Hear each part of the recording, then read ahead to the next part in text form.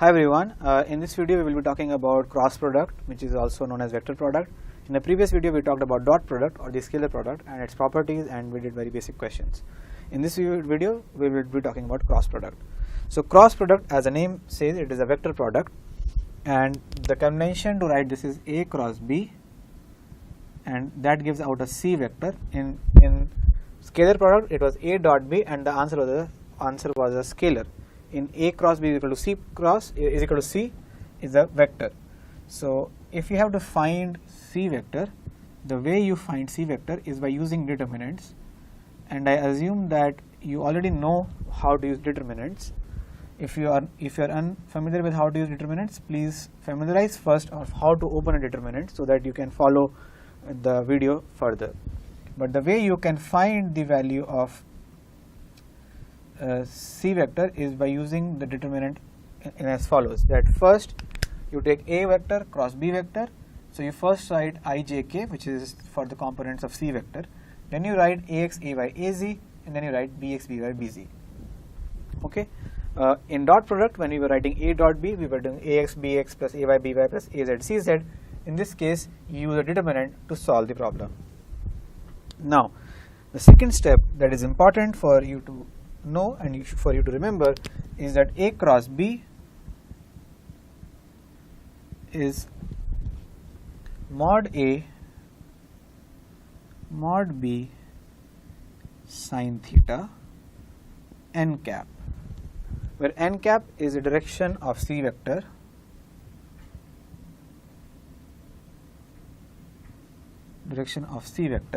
and mod A mod B sin theta is the magnitude. Similar to dot product, where we had A dot B as mod A mod B cos theta, here A cross B is mod A mod B sin theta times n cap, where n cap is the direction of C vector. Okay, so the first thing was this about cross product, second thing was this. Now third thing is that whenever A cross B is 0, is a 0 vector, then either mod A is 0, mod B is 0, or vectors are parallel.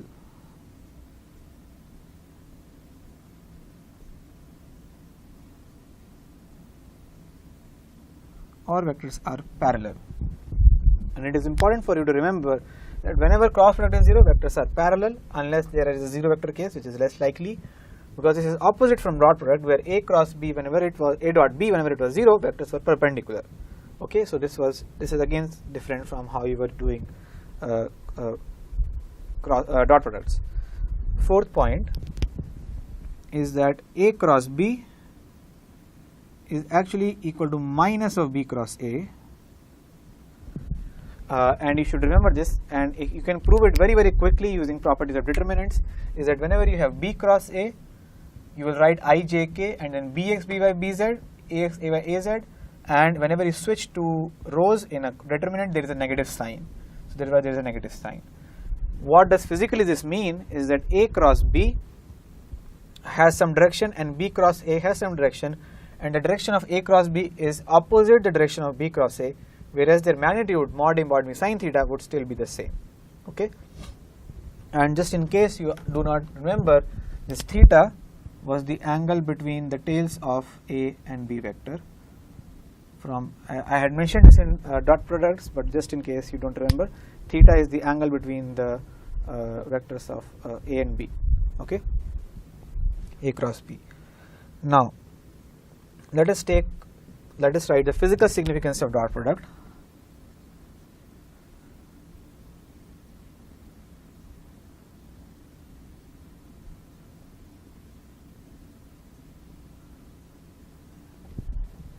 Physical significance of dot product, and the physical significance of dot product is that A cross B is a vector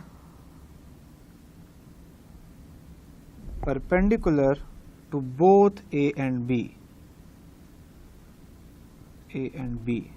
In other words, if C vector is A cross B, then A dot C is 0 and A dot B is also equal to 0. because whenever two vectors are perpendicular, their dot product is 0. We have discussed this many times in the last video, so I hope that you can remember this very quickly. Then whenever there is A cross B is a vector which is perpendicular to both A and B. So this is the first significance and the most important significance of vector products. So whenever a question asks you to find a vector perpendicular to two vectors, take a cross product. Okay, take a cross product, and then I'll show you through an example that A dot C is equal to 0 and A dot B is equal to 0. Okay, and the last thing, which is a very quick thing, is that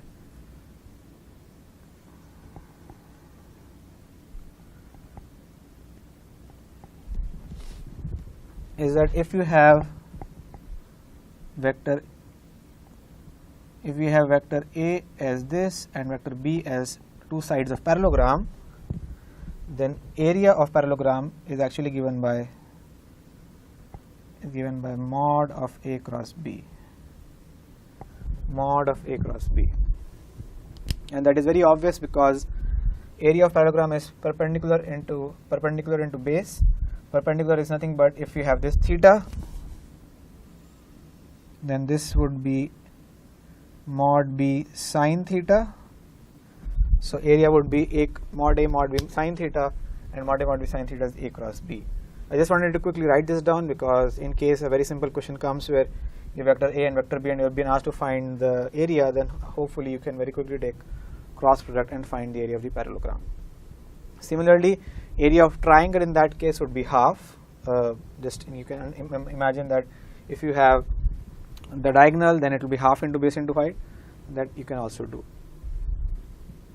So this was just a very quick overview of the properties. Now let us go into examples that will really give us a feel of how to do problems on cross products. Okay. Now let us quickly take an example to solve a problem where you are trying to find a unit vector perpendicular to two vectors given as A is equal to 3i cap plus 4j cap and vector B, which is 5j cap plus 3k cap. So this example, I can assure you that even a lot of students who do not really recognize that this problem is begging you to take a cross product, because a cross product is a vector perpendicular to both A and B, will actually end up taking a vector C which has with component Cx, Cy, Cj, Cz, and then they will take a dot product with both A and B and try to make it 0. They do not recognize that this problem is straightforward asking you to take a cross product, because a cross product is a vector which is perpendicular to both A and B. So I will show you. I'll first try to show you. I'll take a cross product of these two vectors, and then I'll show you that that vector is actually perpendicular to both A and B. So let us take, and this problem asks you to find a unit vector. So we'll divide by the magnitude later on.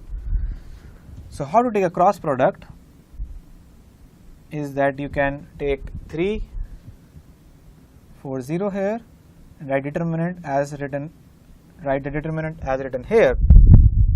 So now whenever when you will open a determinant, this will become 12i cap minus 9j cap plus 15k cap.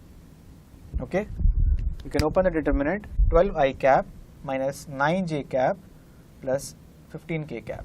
Okay, and the unit vector C cap would be nothing but 12i cap minus 9j cap plus 15k cap divided by square root of 12 square plus 9 square plus 15 square, and this is nothing but 4i cap minus 3j cap plus 5k cap by 5 root 2. You can check the calculations because basically you can take out 3 factor common when you divide by the magnitude, and then this will become root of 50, and that should be the division of C cap. So first, to find a vector, we just took a cross product, and then we got this value. I would like to point out here that there are two unit vectors which are perpendicular to both A and B, and the reason is that we chose to take A cross B here, but we can also take B cross A, and B cross A is nothing but minus A cross B. So the answer should technically be plus minus here, and I am saying that because if there is a multiple choice question, then you should take both plus and minus values. Now, can we really see that whether this vector is actually perpendicular to both A and B? So if we do that, if we want to really see, if we take A dot C cap, we'll multiply 3 into 4 minus 4 into 3, so this makes it 0, and then the division was by 5 root 2. And if you take b dot c cap, then we will do 5 into minus 3 plus 3 into 5. So minus 5 into 3 plus 3 into 5, and that is again equal to 0. And how am I taking dot product? I am just multiplying x coefficient, and then adding, multiplying y coefficients, and then adding, and so on. So I hope you remember how to take dot products, because we have already discussed this very important property. So in this problem, I gave you a very good overview in that cross product is a vector which is perpendicular to both the two vectors, and whenever you find such a problem, just quickly take a cross product. Okay. Now let us very quickly do another problem in which basically I'll try to show you that you can also solve a problem for finding area of a triangle.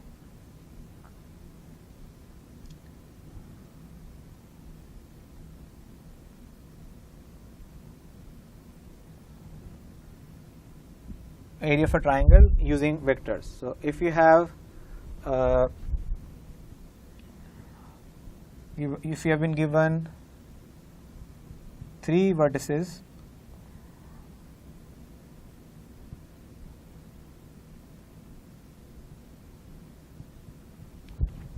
let us say these 2 vertices, and we have been asked to find, sorry, let's make it, yeah, this should be fine.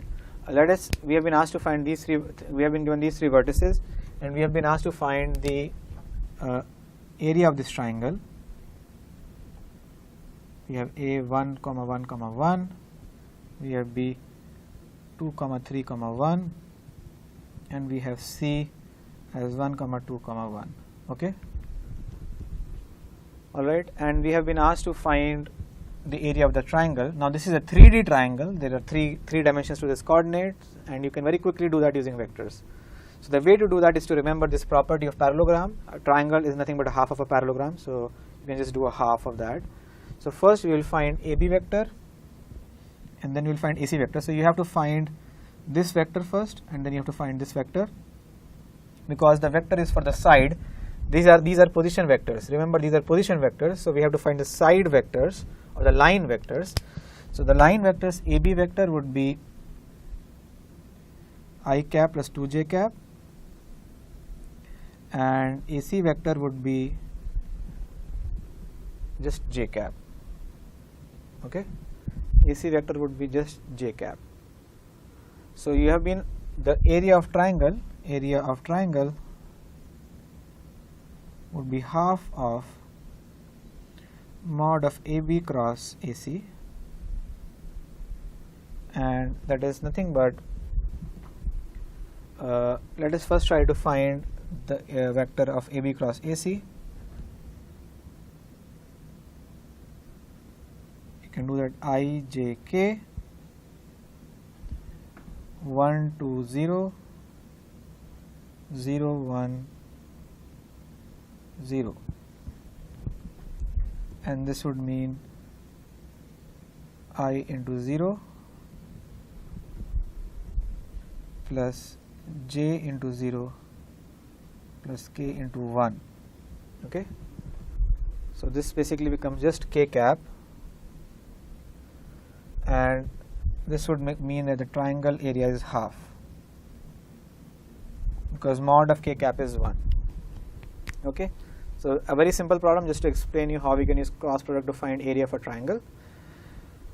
Now one thing that I haven't discussed here is the right hand rule, which is used to find a direction of A cross B. However, this rule is very widely used to find the direction in magnetics chapters in physics, electrostatics chapter in physics. So I have not gone into the details of this, but I'll just quickly summarize in by one example the right hand rule, and that is just to give you a very quick example of what that rule means. Is that if you have a vector A vector here and a B vector here, and if I take my right hand and start with A vector, and I am trying to find the direction of A cross B, then I'll start with placing my fingers like this, and then first with A vector, and then I'll curl up with B vector, and then the direction of the thumb is the direction of A cross B. So in this case, when I am doing A cross B vector, then the direction of the A cross B vector should point into you. Okay, so if whenever you took A cross B vector, the direction of A cross B vector should point into you. Similarly, if you do B cross A vector, that will be the opposite direction of A cross B vector. So in this video, we discussed properties of cross products. We took 2 examples of cross product, and then we discussed very quickly the right hand rule. In the next video, we will be taking more examples of cross product and dot product. Thank you.